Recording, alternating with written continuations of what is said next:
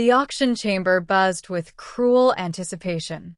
Merchants, warlords, and smugglers filled the seats, their jeweled garments glittering beneath harsh, white lights. On the stage, the slavemaster, a reptilian creature with teeth filed to points, paraded a line of women from a conquered world. They were tall, graceful, bred for beauty in the eyes of their captors. "Pick one of my girls, human," the slavemaster hissed, spreading his claws as if presenting rare jewels. His eyes glinted with greed. Each one flawless, bred for service. "You won't find better anywhere in the sector." The crowd laughed. At the edge of the stage stood a girl unlike the rest. Her skin was blotched instead of smooth, her shoulders hunched, her features awkward. Her clothing was ill-fitted, and her eyes never rose from the floor. The merchants jeered at her. "That one's worthless," one barked. "Should have been left behind." Another spat. "Ugliest creature I've ever seen. No one would pay credits for her." The slave master smirked. "Ah, but I am generous.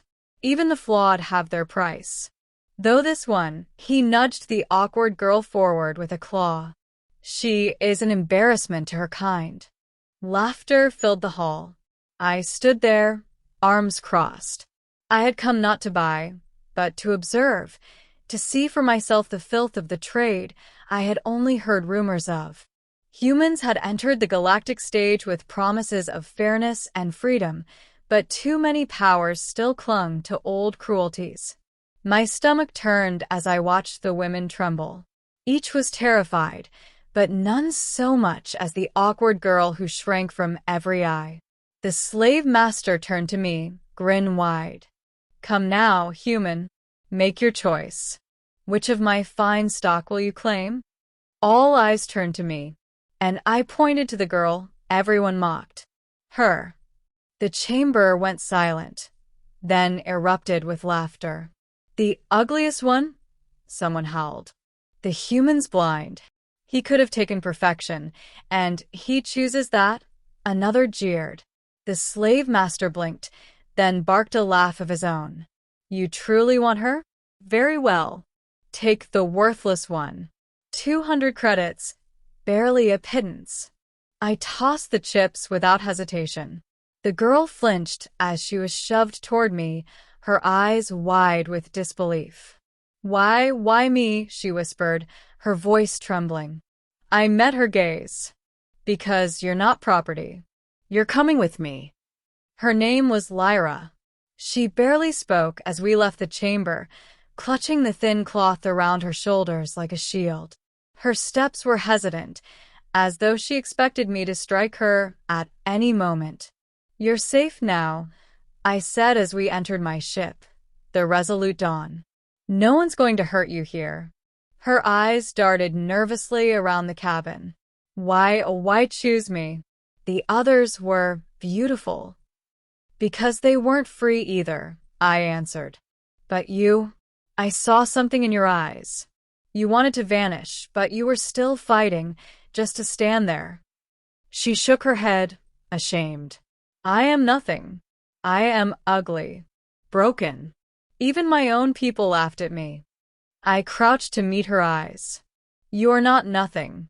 And you don't have to be what they told you to be."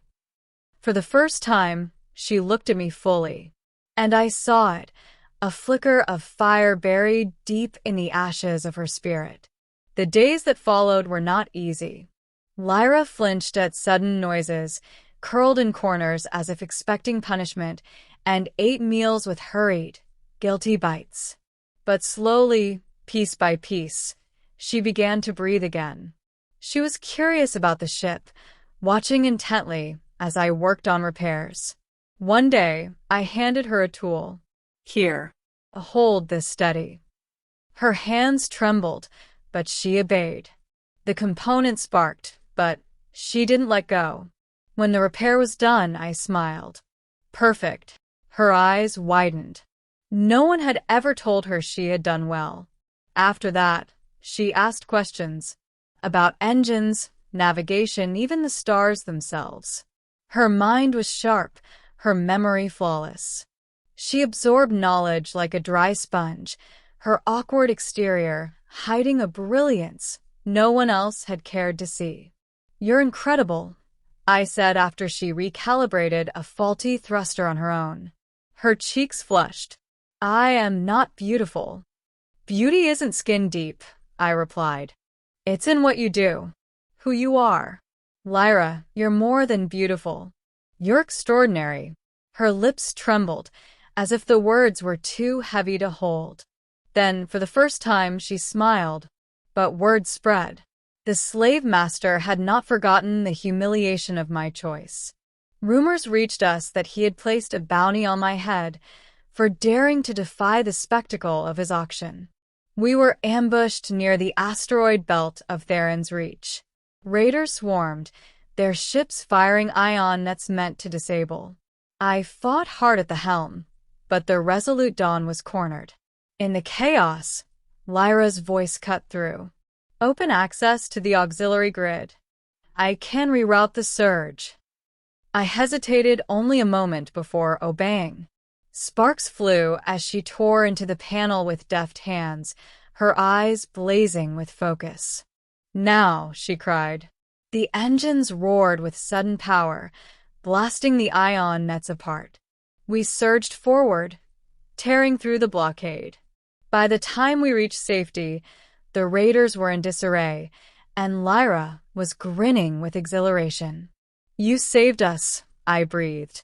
She shook her head, tears welling. "No, we saved us." And in that moment, she wasn't the ugliest anymore. She was radiant. Months passed. Together, we charted new courses, avoided the slave master's hunters, and carried supplies to colonies in need.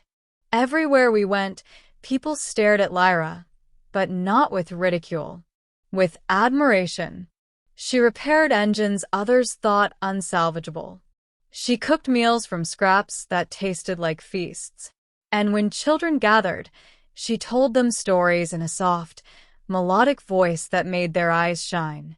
The galaxy had called her worthless.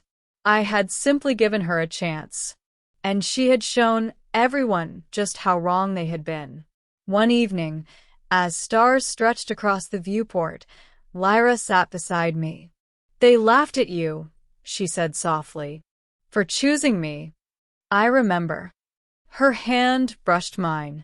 "But you saw something they didn't." I turned to her, smiling.